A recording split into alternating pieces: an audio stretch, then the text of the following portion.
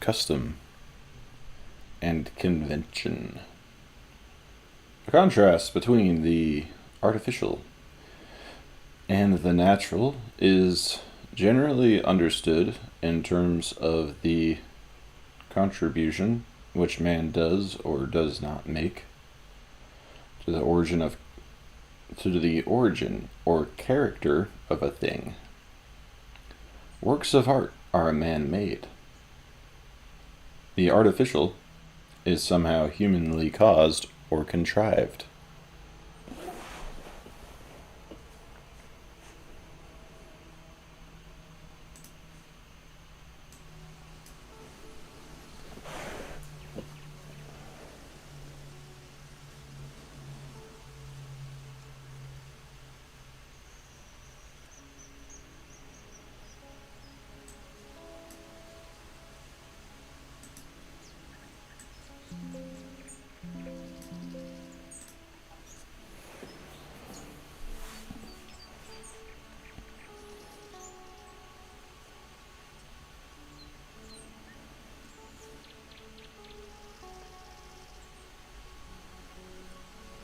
The contrast between the natural and the conventional or customary involves the same point of difference.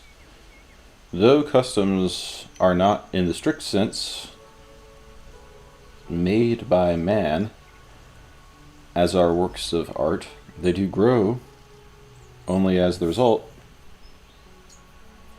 of the kind of acts which men perform voluntarily rather than instinctively.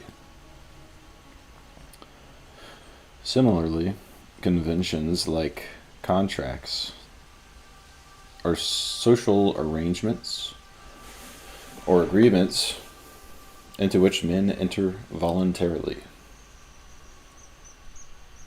The fundamental notions with which this chapter deals are thus seen to be closely related to ideas and distinctions treated in the chapters on art and nature.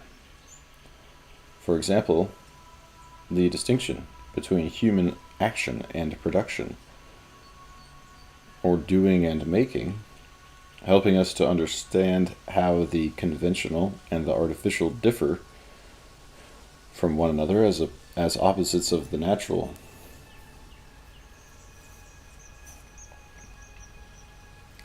Art involves voluntary making. Customs result from voluntary doing. In both cases, the distinction between the voluntary and the instinctive, the latter representing the natural, seems to be presupposed. A third term, habit, is traditionally associated with the consideration of the voluntary and the instinctive. Like these others, it seems to have a critical bearing on the discussion of custom and art. Aristotle, for example, conceives art as an intellectual virtue, that is, a habit of mind, an acquired skill.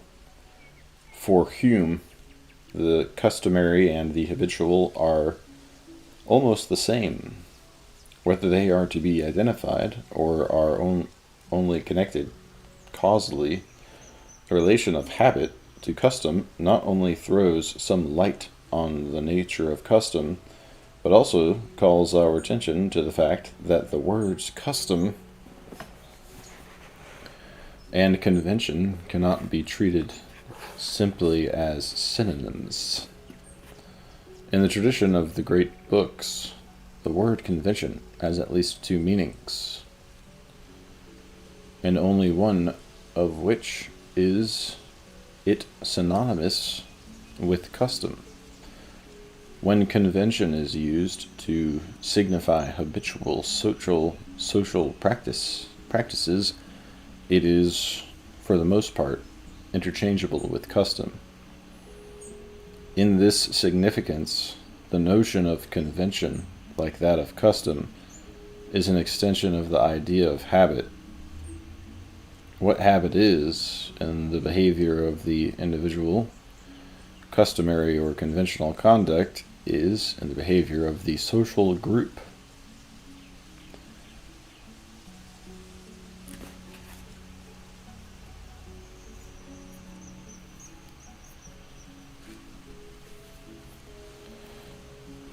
The other meaning of convention does not connote the habitual in social behavior, but stresses rather the voluntary as opposed to the instinctive origin of social institutions, arrangements, or practices. For example, different sorts of family organization are conventional in the sense that at different times or in different communities, men have set up their domestic arrangements in different ways. In each case, they tend to perpetuate the particular institutions which they or their ancestors originated. Whatever is conventional about social institutions might have been otherwise, if men had seen fit to invent and adopt different schemes for the organization of their social life. This indicates the connection between the two senses of the word convention. For all customs are conventional in origin, and all conventions become customary when perpetuated.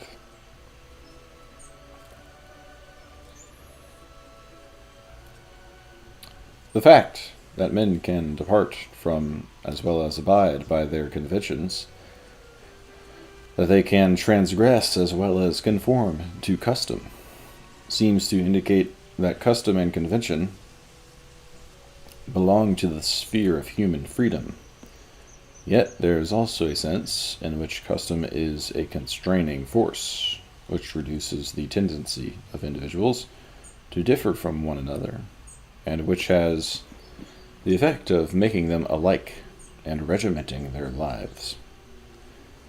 The repressive effects of custom can be seen, according to Freud, in the neurotic disorders from which men suffer when their instinctive impulses come into conflict with accepted custom. Discussing the influence of custom upon the developing individual, he says that its ordinances, frequently too stringent, exact a great deal from him, much self-restraint, much renunciation of instinctual gratification. It becomes, therefore, one of the aims of psychoanalytic therapy to release the individual from his bondage to custom, or at least to make him conscious of the way in which certain desires have been submerged or distorted, and his whole personality shaped by the constraints which the mores and taboos of the tribe have imposed upon him. Considered in relation to society, custom also seems to exercise a conservative, if not repressive, effect. Established customs tend to resist change. They are sometimes thought to impede progress, but to the extent that they conserve the achievements of the past,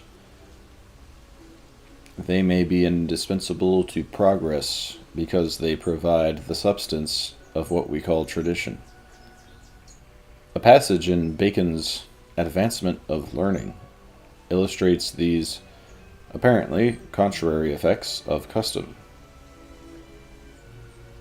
Overemphasis upon either antiquity or novelty seems to Bacon a disease of learning, or an obstacle to advancement. Antiquity envieth there should be new additions, he writes, and novelty cannot be content to add, but it must deface. If custom tends to support antiquity against novelty, it may also encourage inventions or discoveries which genuinely enhance the tradition without defacing it. Antiquity deserveth that reverence, Bacon says, that men should make a stand thereupon and discover what is the best way. But when the discovery is well taken, then to make progression. As the preserver of antiquity, custom thus appears to afford a basis for progress. One other fact about customs, which most commentators from Herodotus to Montaigne and Freud have observed, is their variety and variability. Customs differ from time to time and from place to place, but this diversity and variation in custom does not necessarily mean that no uniformity at all exists in the actions of men. Were there no uniformity in human actions, Hume points out, it would be impossible to collect any general observations concerning mankind. At least enough uniformity is found, in his opinion, for it to be universally acknowledged that human nature remains still the same. To whatever extent human behavior is purely natural or instinctive, it is common to all members of the species, and does not, like customary conduct, vary remarkably from one part of the human race to another, or from generation to generation. The diversity and variation of customs seems, therefore, to be of their essence, and to show that they are both man-made and voluntary in origin. If they were not devices of men, Augustine writes, they would not be different in different nations, and could not be changed among particular nations. The distinction between nature and convention can be formulated, therefore, partly in terms of the contrast between the constant and the variable, and partly in terms of the difference between the instinctive and the voluntary. The early Greeks had an apt way of expressing this. As Aristotle phrases their insight, they referred to the natural as that which everywhere has the same force, and does not exist by people's thinking this or that. As for example, fire burns both here and in Persia. The conventional and those things which are not by nature, but by human enactment, are not everywhere the same. The laws of Persia differ from the laws of Greece, and in Greece or in Persia they change from time to time.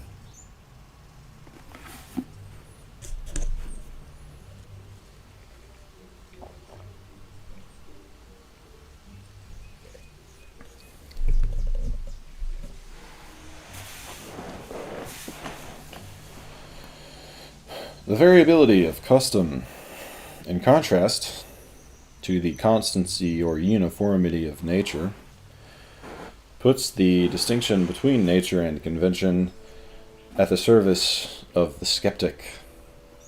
One form of the skeptical attack upon natural law, universal moral standards, and the objectivity of truth or beauty, consists in making custom the only measure of the acceptability of human actions or judgments. To say, for example, as Hume does, that the connection which the mind seems to make between cause and effect is based on custom rather than reason, has the skeptical effect which Hume intends. It substitutes the arbitrary for the rational. It disposes reason as a source of either the validity or the intelligibility of our conclusions concerning cause and effect. As the chapters on knowledge and opinion indicate, the skeptical argument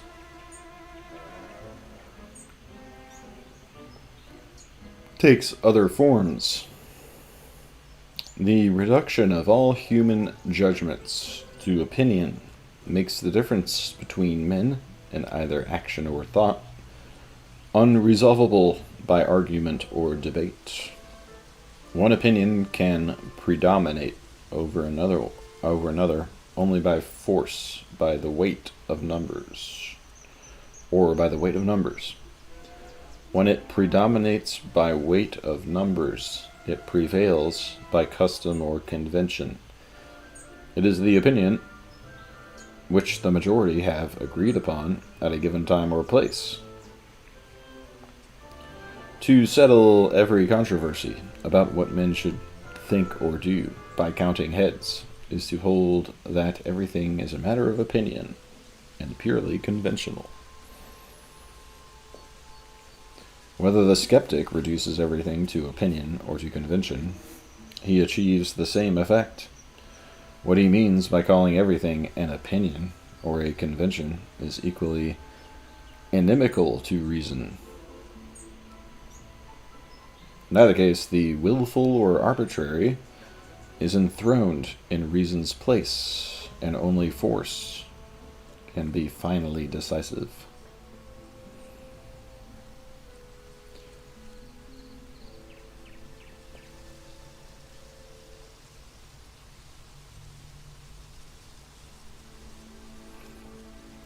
The two ideas, opinion and convention, seem to be corollaries of one another. Both imply a kind of relativity. Opinion normally suggests relativity to the individual. Custom or convention, relativity to the social group.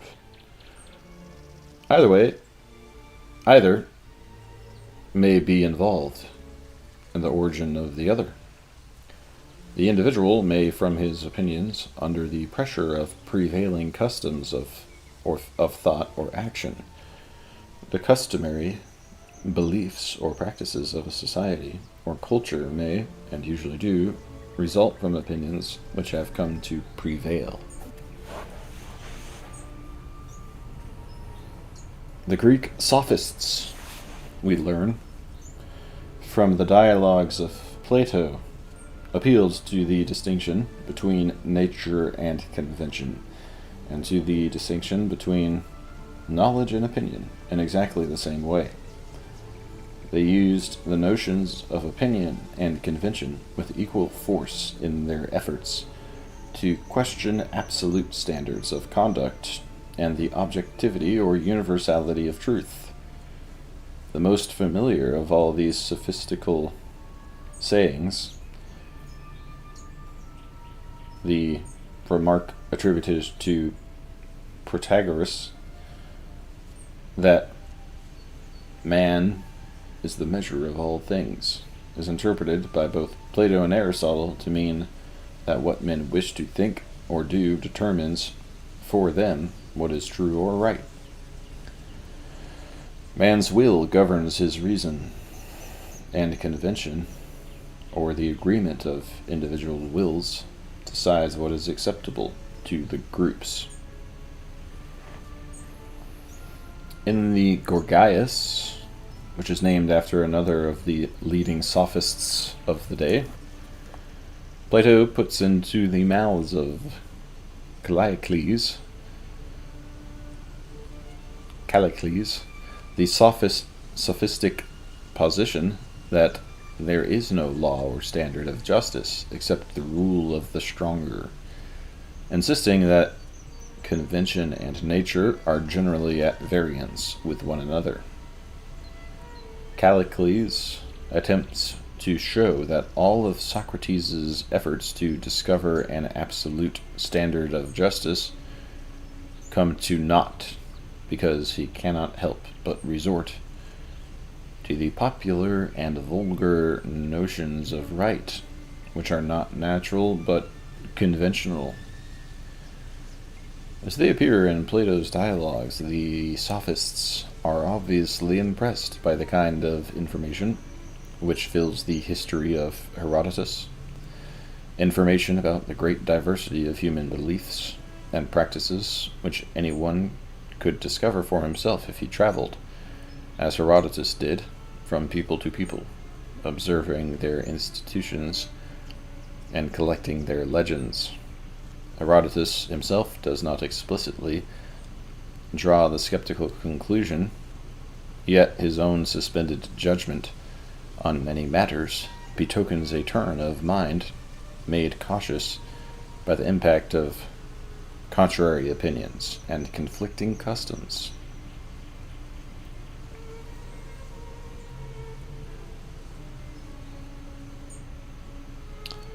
In the Hellenistic period, when the mainstream of Greek philosophy divides into a number of Roman schools of thought, the skeptical position receives what is perhaps its fullest and most explicit statement. But in the writings of Lucian and Pyrrho, to take two examples, it is not so much the conflict of customs as it is what Lucian calls the warfare of creeds, which occasions universal doubt. Yet whatever the source of doubt, Pyrrhonism,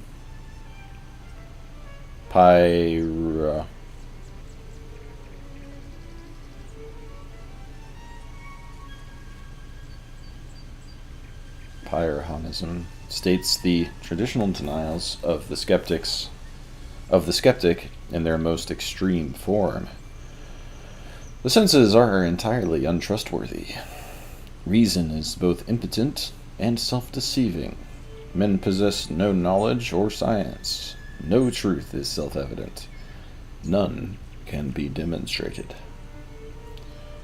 The critical temper of the Greek sophists and of an observer of men and manners like Herodotus reappears later in the questionings of Montaigne, sharpened somewhat, perhaps by his acquaintance with the Roman skeptics. In his case, perhaps more than any other, it is the implications of custom which, everywhere expatiated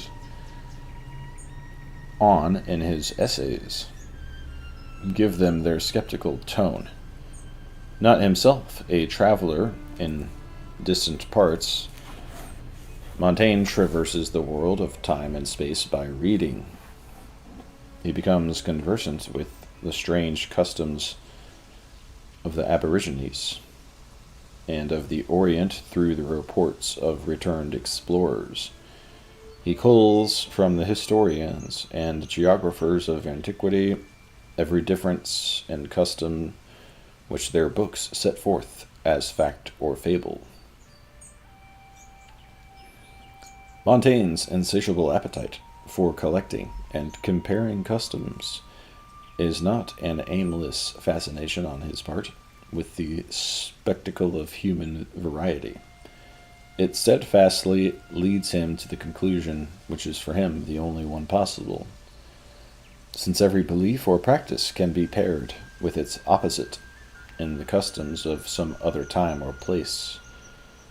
No belief or practice can demand unqualified or universal assent. There is nothing, he writes, which custom does not or may not do, and therefore, with every good reason, it is that Pindar calls her the ruler of the world.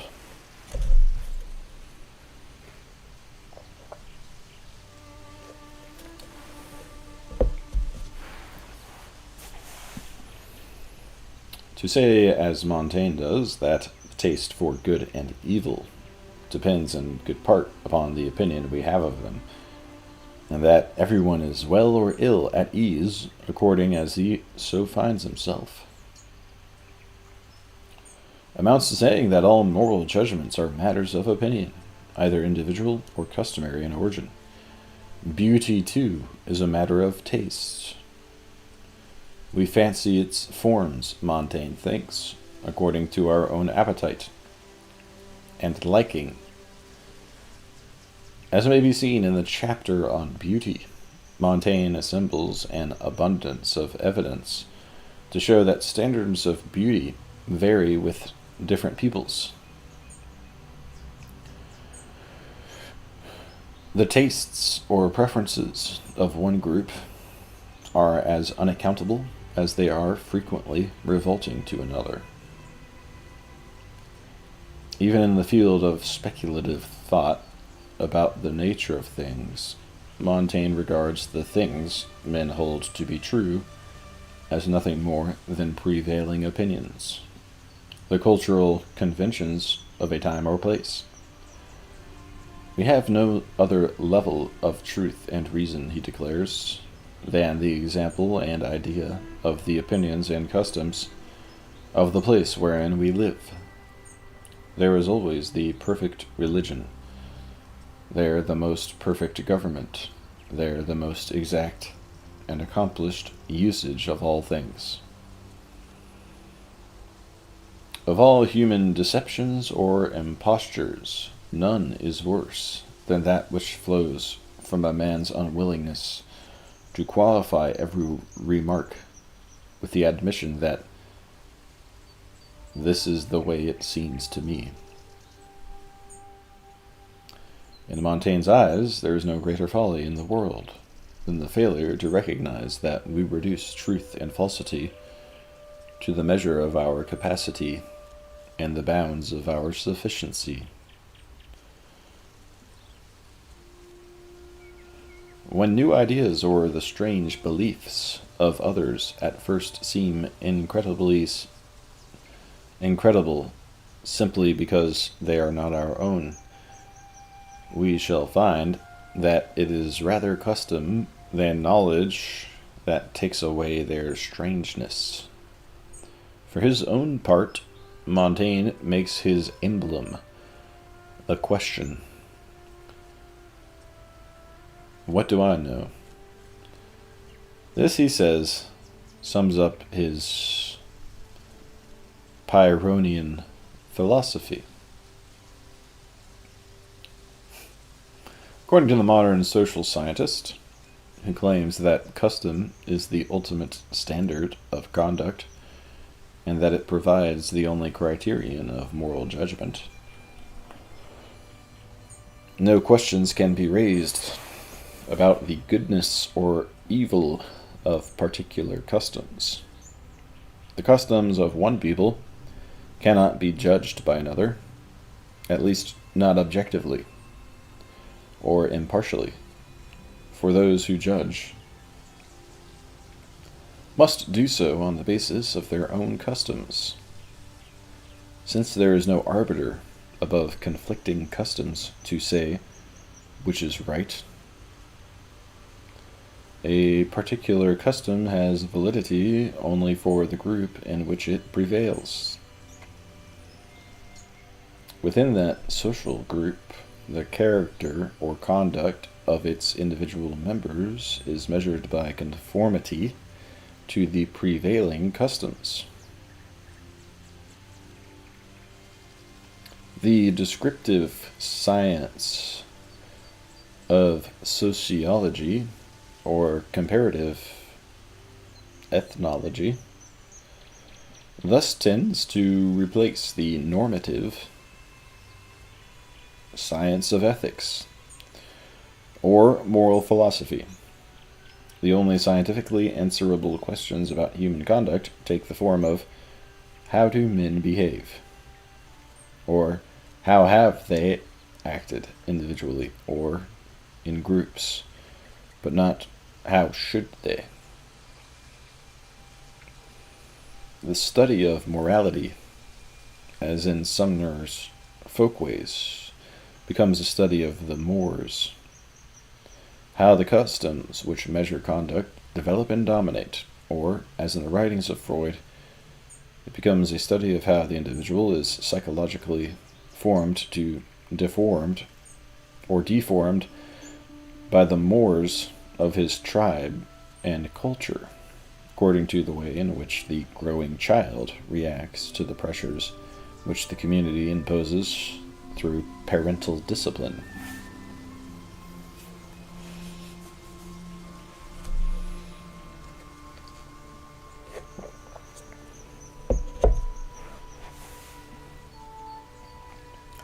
With these views, many philosophers and theologians, both ancient and modern, take issue. But their opposing doctrine seldom goes so far as to deny that morality has certain conventional aspects, and arguing that there are no innate practical principles.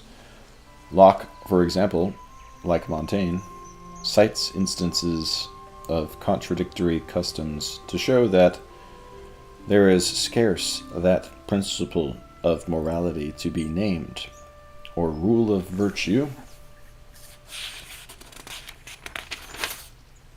to be thought on, which is not somewhere or other cited and condemned by the general fashion.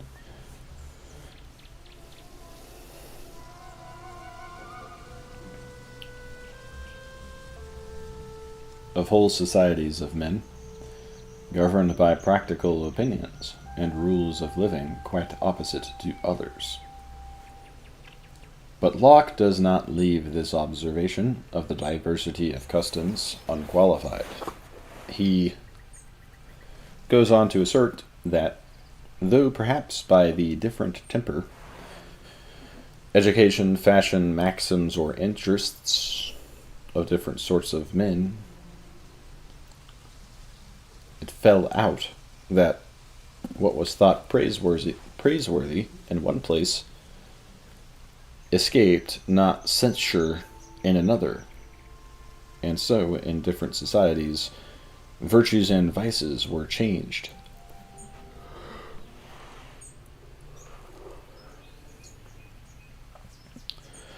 Yet as to the main, they for the most part kept the same everywhere. For since nothing can be more natural than to encourage with esteem and reputation that wherein everyone finds his advantage, and to blame and discountenance the contrary, it is no wonder that esteem is discredit. Virtue and vice should, in a great measure, everywhere correspond with the unchangeable rule of right and wrong, which the law of God hath established. Even in the corruption of manners, the true boundaries of the law of nature, which ought to be the rule of virtue and vice, were pretty well preferred. For Locke, then, as for many others, there appear to be underlying the variety of customs moral principles of universal validity that draw their truth from the nature of man, which represents a constant and common factor throughout the diversity of cultures. Accordingly, it would seem to follow that just as habits are modifications of instinct or developments of the individual's native capacities for action, so customs are conventional elaborations of what is natural to man as a social animal. On this theory, the conventional cannot be understood except by reference to the natural, i.e., the nature of man or society. The view that conventions have a natural basis is most readily exemplified by Aristotle's theory of natural and legal, or conventional, justice, and by the teaching of Aquinas concerning natural and positive law. For the Greeks, the legal and the conventional are almost identical, so that it is a kind of justice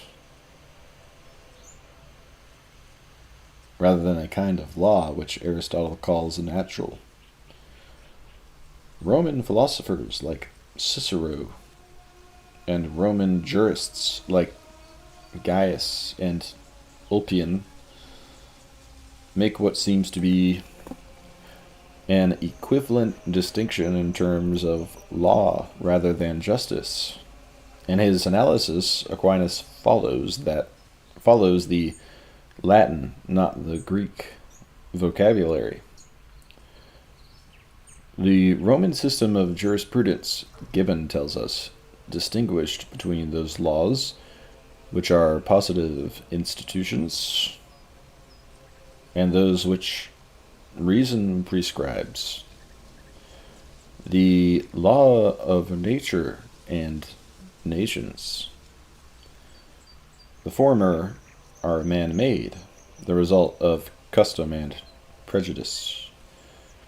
This holds true of both written and unwritten laws, although only the unwritten precepts are now usually called customary laws. These customary laws are positive in the sense that they are humanly instituted or enacted, posited by the will of the legislator, rather than merely discovered by the reason of the philosopher. They are conventional in the sense that they represent some voluntary agreement on the part of the members of the community they govern, whether that consist in obeying the edicts of the emperor or in giving consent to the enactments of the Senate.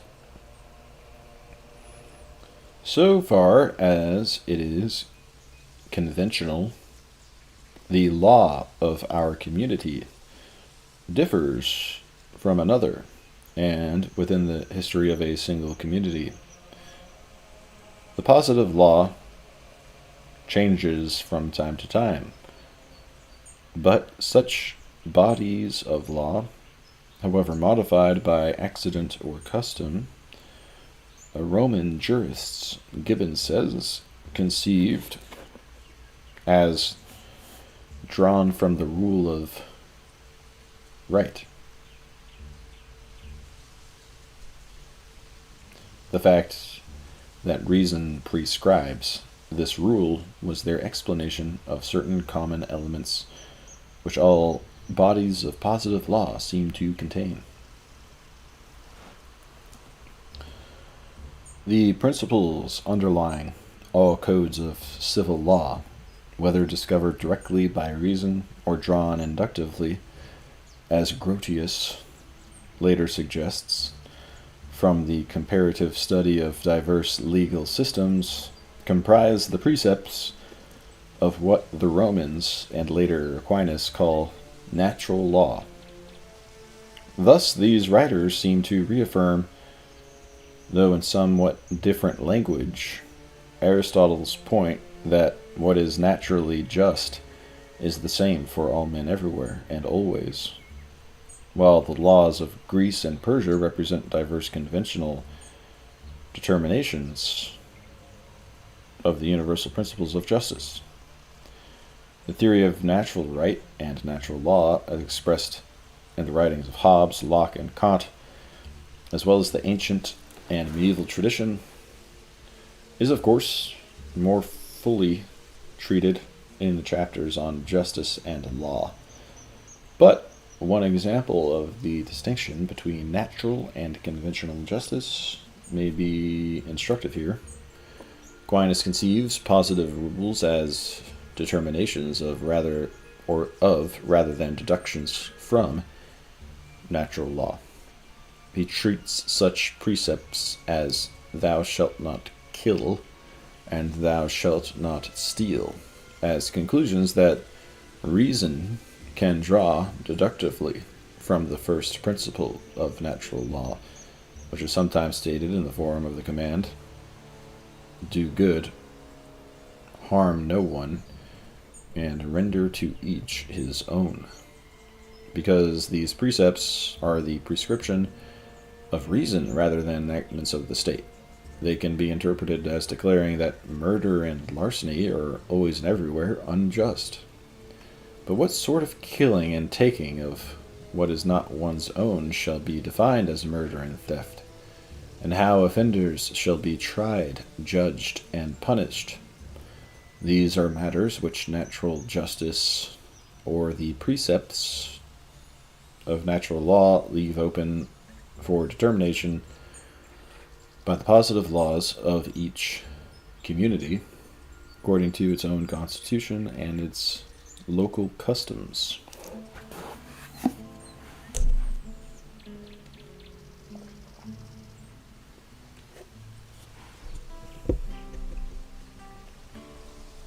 The theory thus exemplified of the relation between conventional and natural justice, or between positive and natural law, applies to moral rules and ethical standards generally.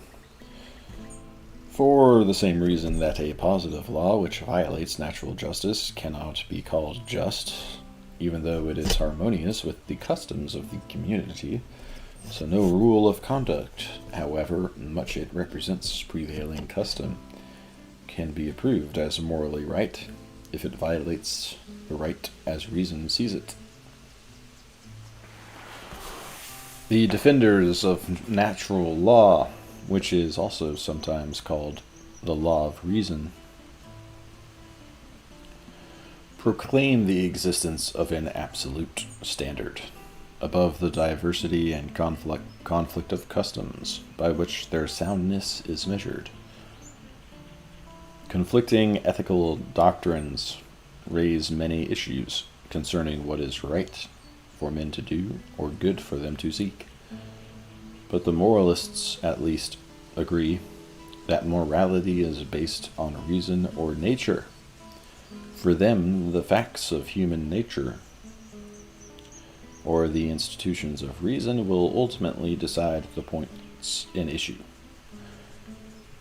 However, far apart, Plato and Aristotle, Aquinas and Hegel, Kant and Mill may be in their conceptions or analyses of the right and the good, they stand together, at least negatively, on the question of how their disputes can be resolved, not by appealing to the mores of the tribe, not by looking to the conventions of the community as a measure,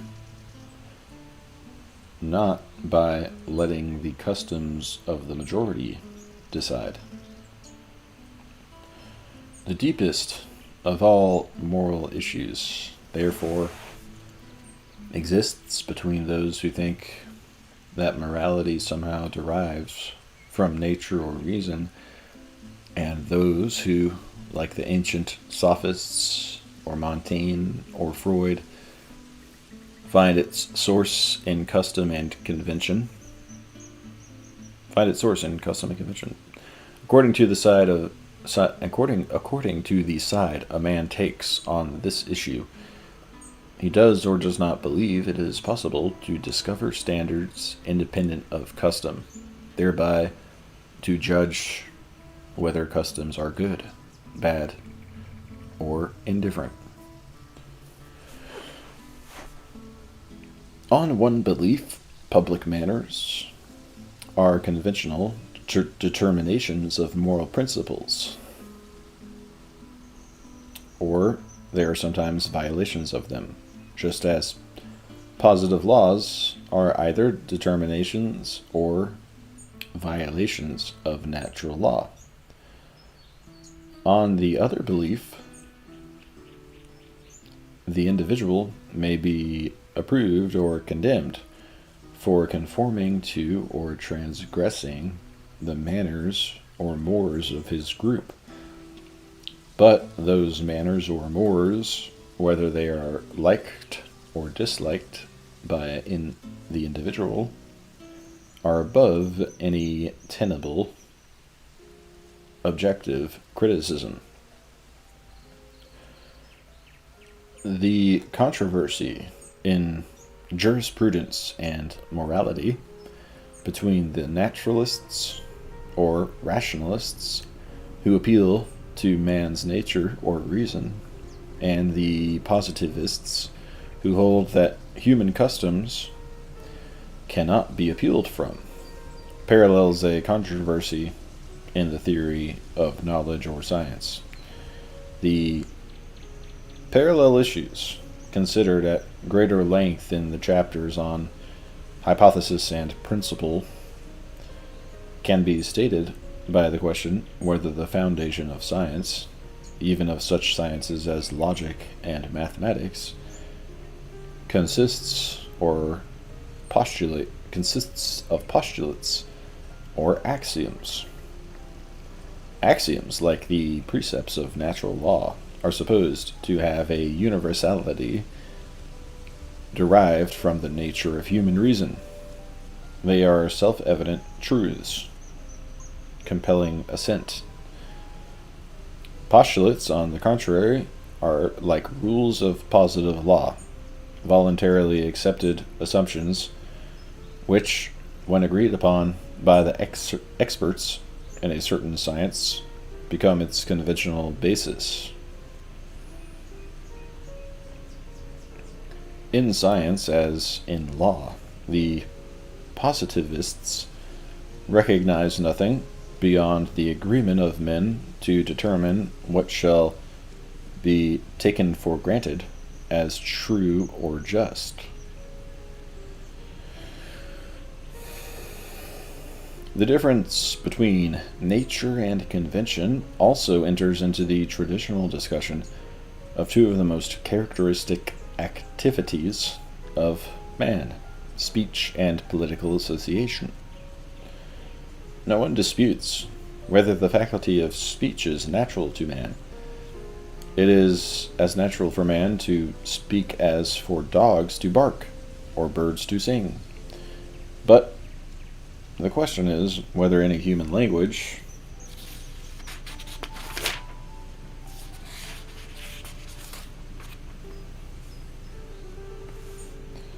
having a certain vocabulary and syntax is natural or conventional.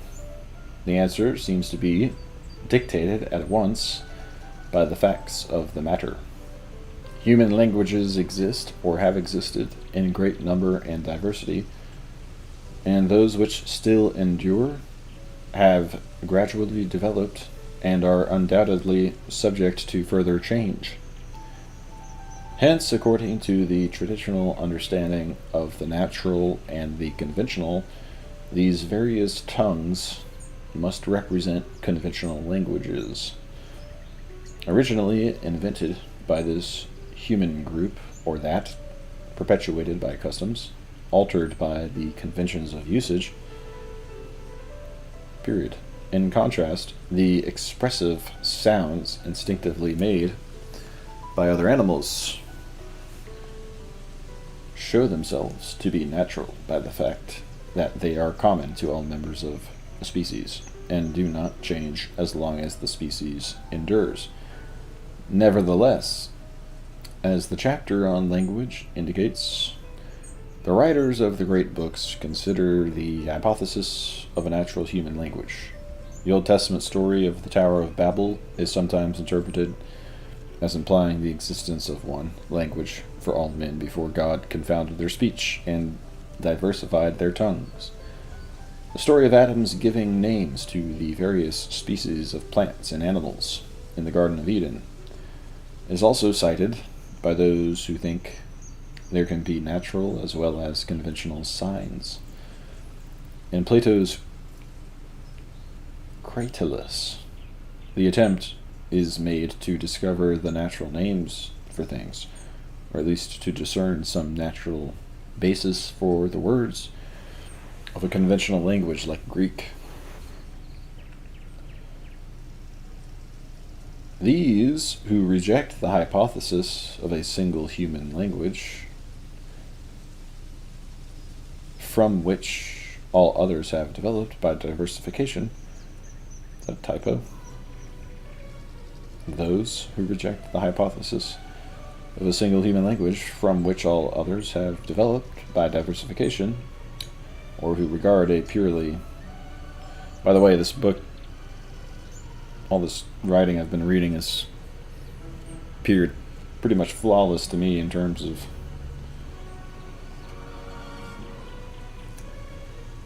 not having any typos, except for that. I think they meant those. Those who reject the hypothesis of a single human language from which all others have developed by diversification, or who regard a purely natural language as impossible in the very nature of the case, sometimes acknowledge the possibility of certain common elements, principles of syntax, if not words, present in all human languages. The discovery of the common rules of speech was the object of the speculative grammarians in the Middle Ages, and of those who, like Arnauld and others, later tried to formulate a universal grammar. On their view, all languages, even if they are conventional, as written or spoken, may have the same natural basis in the fact that they are all used to express what men can naturally perceive or think. As in the case of language, so in the case of society. The question is whether the family and the state are wholly natural, wholly conventional, or partly one and partly the other. Their institutions being erected by choice and custom upon a natural basis. And as in the case of language, here too the great books do not, for the most part, give either of the extreme answers. They do not say that the state is entirely natural, that it is the expression of human instinct, as the beehive and the ant mound are instinctive formations. Nor do they say that the state is completely conventional, that it comes into existence only as the result of a voluntary association on the part of men, contracting to live together in a political community. While Aristotle says that man is by nature a political animal, and that the state is therefore a creation of nature, he also distinguishes between the ways in which men and other animals are gregarious. Unlike the association of animals, which he attributes to instinct, the society of men rests on reason and speech. Man is the only animal, he writes, endowed with the gift of speech, intended to set forth the expedient and the inexpedient, and therefore likewise the just and the unjust. Because of these things, cities differ from one another, as beehives or ant mounds do not. The diversity of states represents, for Aristotle, a deliberate inventiveness on the part of reason and an exercise of free choice, certainly insofar as states are politically constituted, each with its own constitution. Aristotle remarks that while a social impulse is implanted in all men by nature, yet he who first founded the state was the greatest of benefactors, may look self-contradictory, but its two parts can be read as quite consistent with one another if the first is taken as signifying the natural basis of the state in a social impulse, and the second as saying that a certain convention, a constitution, is required to shape the impulse before any state is actually established.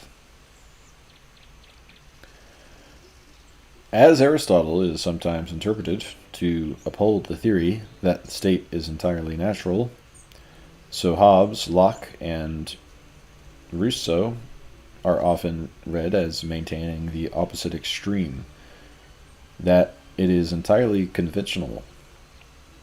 The extreme in interpretation is based on the sharpness with which each of them distinguishes between men living in a state of nature and in a state of civil society. Though they differ among themselves in exposition of these two conditions of man, they seem to agree that for men to pass from a state of nature, whether hypothetical or historical, in which men live in anarchy, or at least in isolation, it is necessary for them to enter into a contract or compact with one another. Since this social contract is the original or originating convention by which the commonwealth or civil society is established, it would seem to follow that, on their view, the state is entirely a product of convention and in no way natural. Yet Hobbes, Locke, and Rousseau, each in his own way, add a qualification in favor of the naturalness of the state, just as Aristotle qualifies his remark that the state is a creation of nature by praising the man who first founded the state. The exponents of the social contract theory of the state's origin find in the nature of man, or in his reason and instinct, a need or a law which impels or bids him to seek association with others for the sake of advantages which he cannot enjoy apart from civil society. This suffices to affirm the existence of a natural basis for the convention or contract which establishes the state. These apparently opposed theories of what is natural and what conventional about the state thus appear to approach each other, though one starts from an emphasis on the state's naturalness, the other from its conventional origin. The whole problem is, of course, further treated in the chapters on family and state. But one point which the foregoing discussions suggests receives special consideration in still another chapter. The point concerns the relation between the idea of a constitution and the idea of a social contract. Both are conceived as the basic or primary convention which establishes the state. The question whether the two ideas are interchangeable or only analogous is examined in the chapter on Constitution. Custom is both a cause and an effect of habit. The habits of the individual certainly reflect the customs of the community in which he lives, and in turn, the living customs of any social group get their vitality from the habits of its members. A custom which does not command general compliance is as dead as a language no longer spoken, or a law no longer observed. This general compliance consists in nothing more than a certain conformity among the habits of individuals. The continuity between custom and statute as part or phases of the positive law rest upon the relation of both to habit. Custom, according to Aquinas, has the force of law, abolishes law, and is the interpreter of law, precisely because it operates through the habit of the people.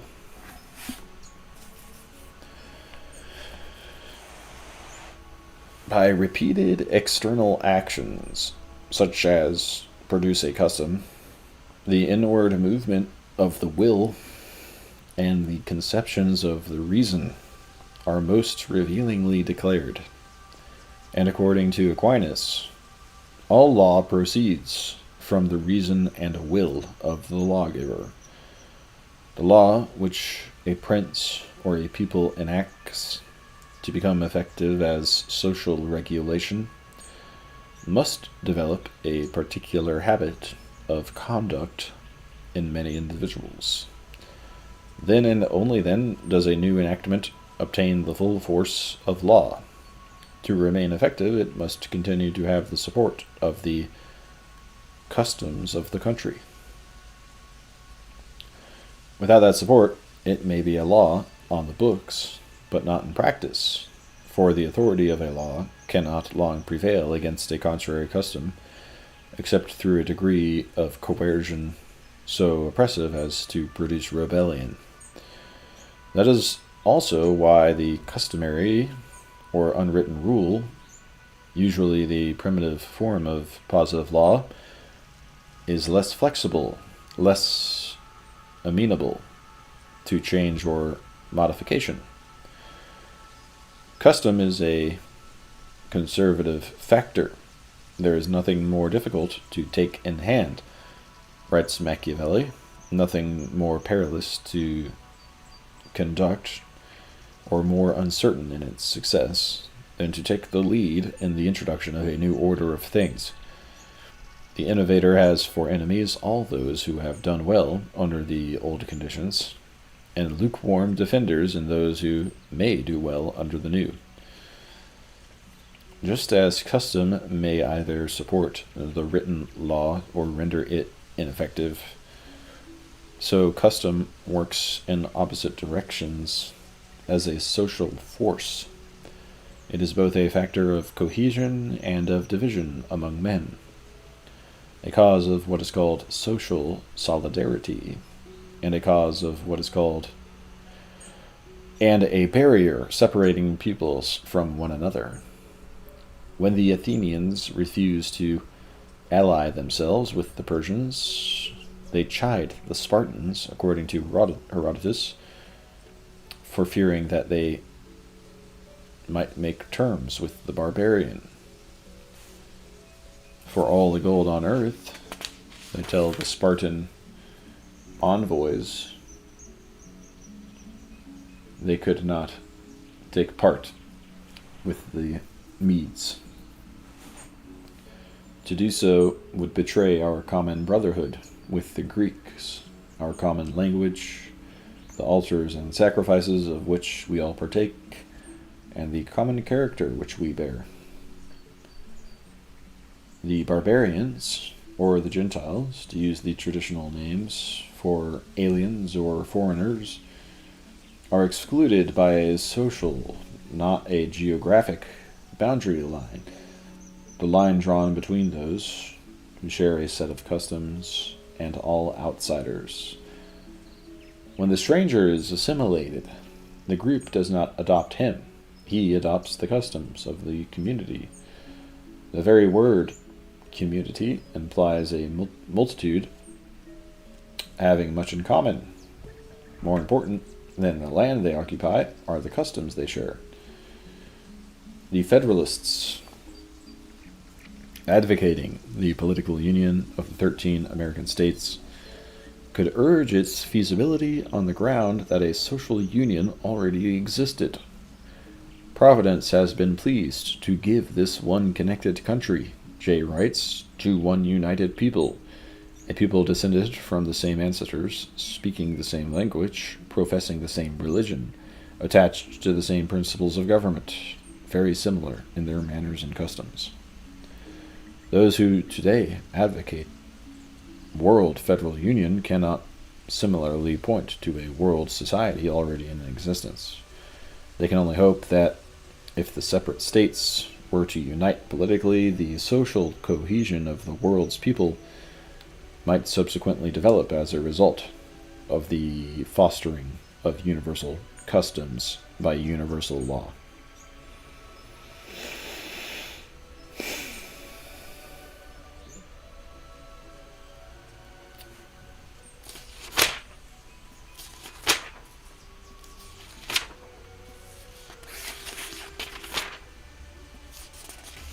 Yeah.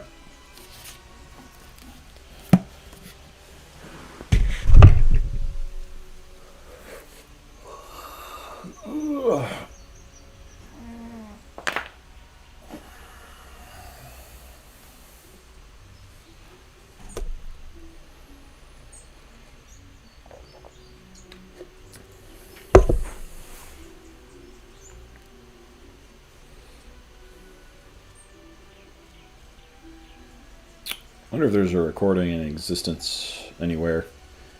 Somebody reading all this stuff. I'm sure there's something somewhere, but is it on the internet in a digital format? Is the question.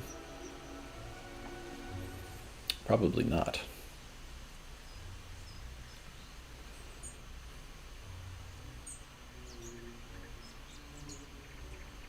And it's probably just because people don't think of all this content as being like a book written by Mortimer Adler. It was never published as that.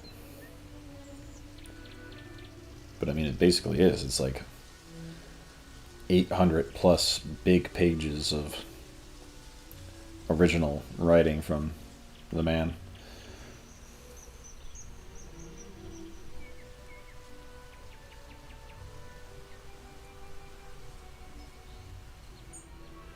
That's why I was excited to. For some reason, it didn't occur to me until they said in the preface, you know, you can think of all these introductions as a book to be read. You know.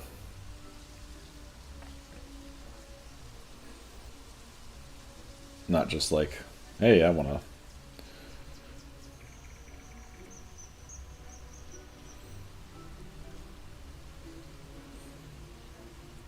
read one of these introductions, you know, randomly every couple of years.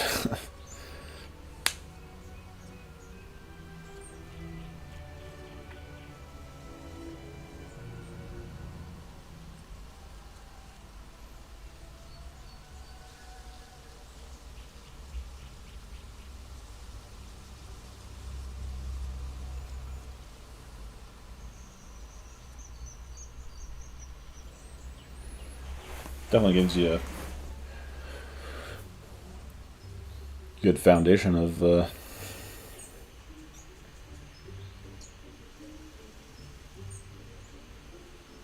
ideas about all the ideas, which are things you think about. All these great ideas that people are constantly discussing in the history of this civilization.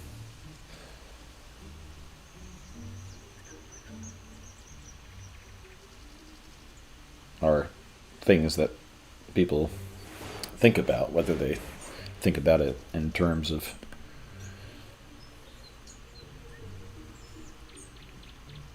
well-defined terms or not.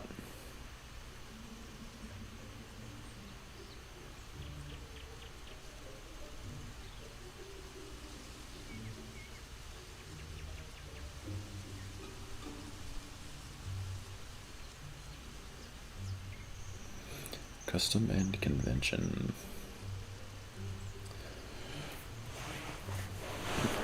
Well,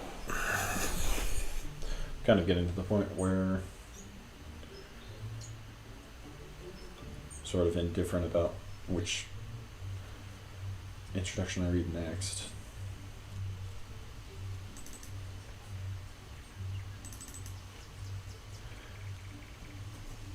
But I'll keep thinking about it.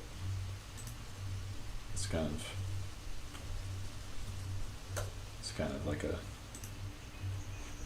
studious activity in itself. Every time I get ready to do one of these recordings, I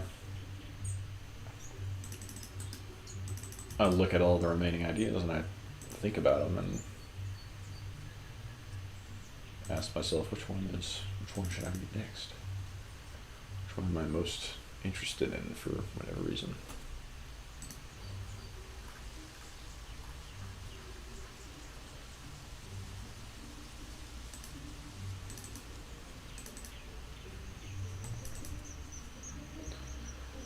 I might read War and Peace. It's an interesting topic. Sign and symbol.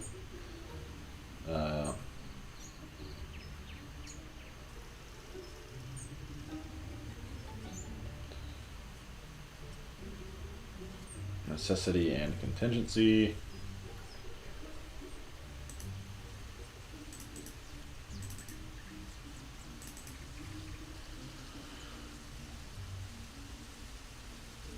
Chance, cause,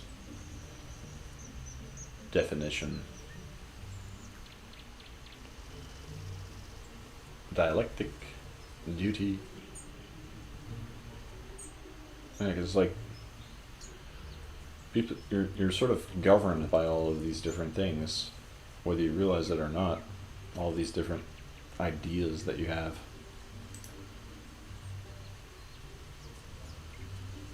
And most people don't ever question them that much, or at least examine them. Why is it you feel like this principle or whatever is important? Why does it guide your decisions in life?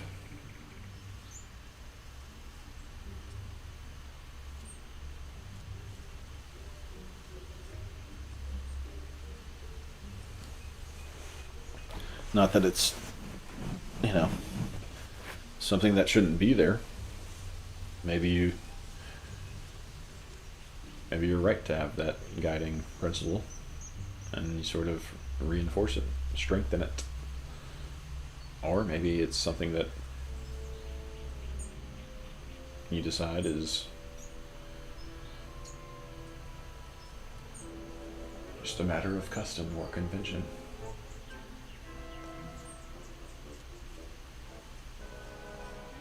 Arbitrary.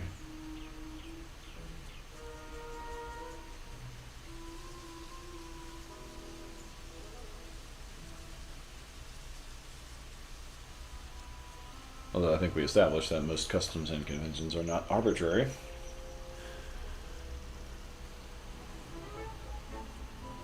They sort of generally conform to natural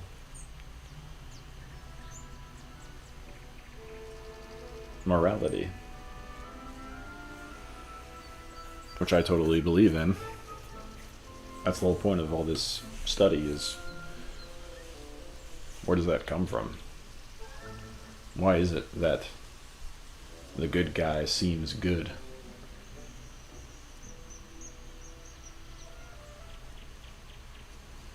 And the bad guy seems bad? Where does that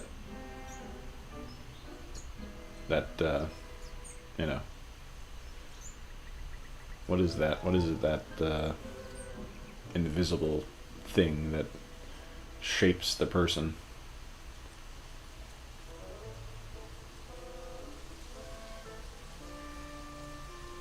That's the real magic of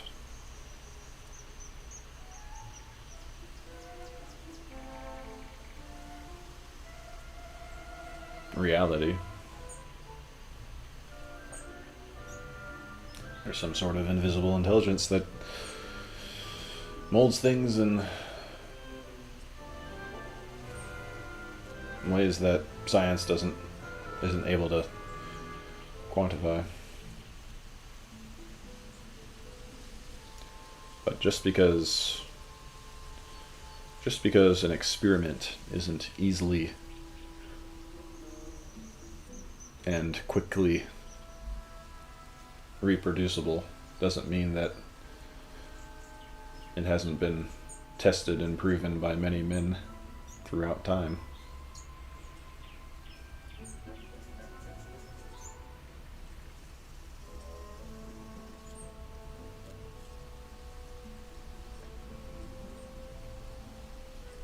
Moral experiments, what you might call wisdom, is acknowledging those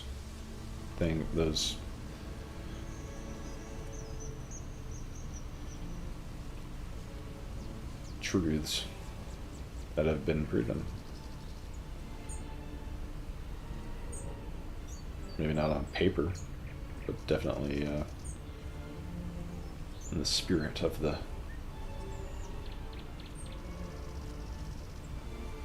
whole thing.